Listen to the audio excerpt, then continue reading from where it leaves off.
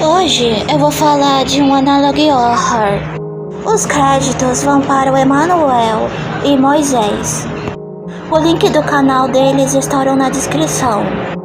O analogue horror, ele é tipo de uma creepypasta.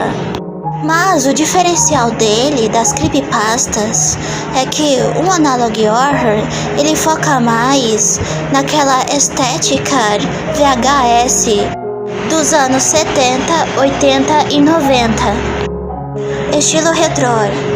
Uma época onde não existia internet e as pessoas viam muita televisão na época e usavam fitas cassete para produzir vídeos e tals. Dando esse contexto, agora eu vou contar a história do estúdio de Gunter e de como essa empresa de desenhos animados natalinos acabou caindo em falência. E do seu lado sombrio. O Analogue possui 4 episódios. E no primeiro episódio, nos mostra uma cena de assassinato brutal. A vítima estava em pedaços. Em uma das mãos ela segurava um desenho de um personagem. O local foi todo cercado. Ao lado do corpo tinha o celular da vítima. Os policiais então decidem entrar dentro do estúdio para ver se encontram o assassino. E para a surpresa e horror dos policiais, eles encontraram mais um corpo. Desta vez era de um segurança que ficava na parte das câmeras de gravação. Ele também foi mutilado de uma forma muito brutal. Seu rosto foi arrancado e o corpo estava mergulhado em uma poça de sangue. Entre os policiais perturbados estava junto um investigador que também estava perturbado. O investigador então sugere para os policiais pegarem todas as gravações de vídeo para ajudar com as buscas do assassino. E foi isso que eles fizeram. Enquanto aos corpos, eles tiveram um enterro digno. No episódio 2, aparece o investigador, vendo todas as fitas de vídeo e analisando. Até que uma das cenas da fita chama sua atenção. Era uma produção de um desenho animado natalino, chamado O Natal de Gunter.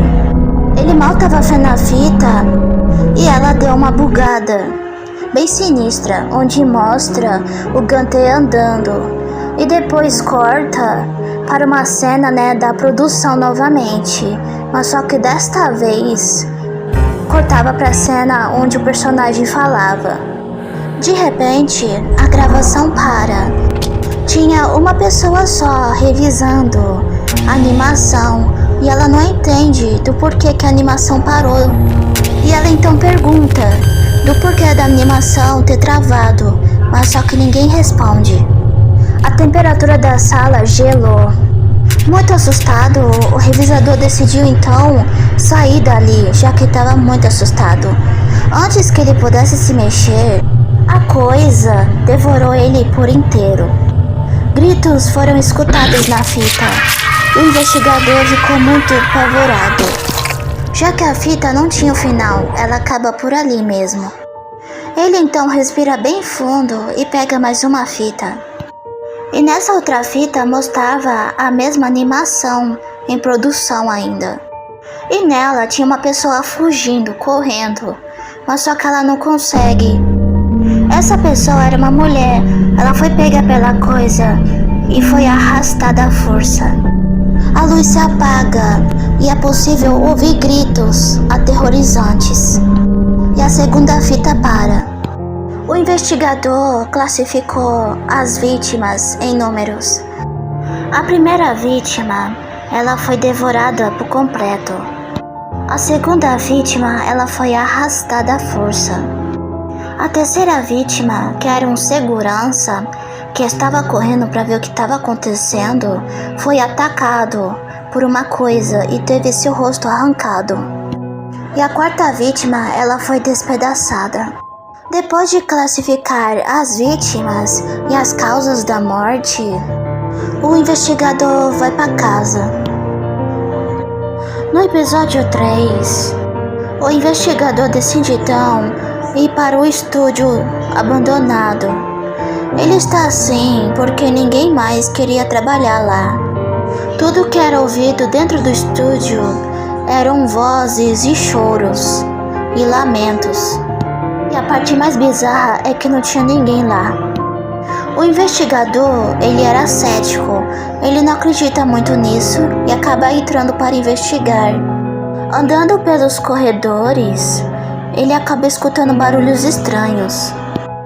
Tudo no estúdio estava quebrado, isso por conta dos vândalos e também por conta dos mandingos.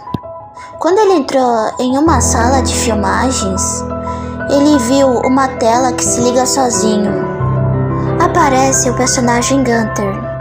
Enquanto ele vê o vídeo curto, ele escuta uma voz, mas só que ele não vê ninguém, e a voz dizia: "Você não deveria estar aqui. Vá embora enquanto há tempo e nunca mais volte, para o seu próprio bem." O investigador então pede para que a pessoa se revele, mas só que tudo que ele vê foi um vulto passando correndo. Assustado, então ele decide sair daquela sala sinistra e ele sente de repente uma mão tocar seu ombro. Muito apavorado, ele sai correndo e acaba entrando em uma sala de controle onde ficam as câmeras. E quando ele olha uma das câmeras, ele fica apavorado com o que vê. Ele vê um homem vestido com roupa de Papai Noel. Este homem olha para a câmera e começa então a ficar com o rosto distorcido.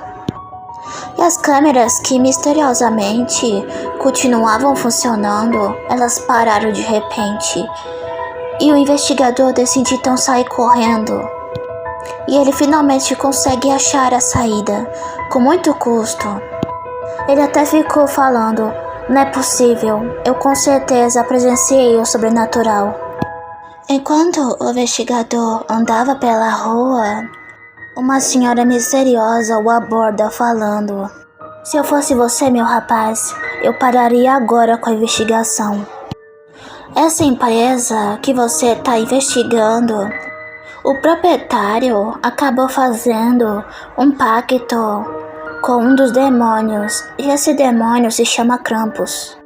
O proprietário fez um acordo com Krampus, e esse acordo é o seguinte: o cara faria desenhos animados, e através de desenhos animados sombrios, o Krampus devorava a alma de crianças através desses programas. Eu sei de tudo, isso porque eu trabalhei há anos. Eu via a coisa toda. E eu saí de lá pedindo demissão. Eu fiz um ritual para que mais nenhuma criança tenha sua alma roubada pelo Krampus." O demônio, claro, se enfureceu e ceifou a vida de todos que trabalhavam naquele estúdio lá, mais conhecido como o estúdio de Gunter. Eu, se eu fosse você, pararia agora de estar investigando e de irritar essa coisa. Queimaria tudo relacionado a esse estúdio enquanto faço orações. Vocês, investigadores e a polícia, cometeram o pior erro de pegarem essas coisas desse estúdio. O investigador incrédulo fala o seguinte: "Pois eu não acredito na senhora."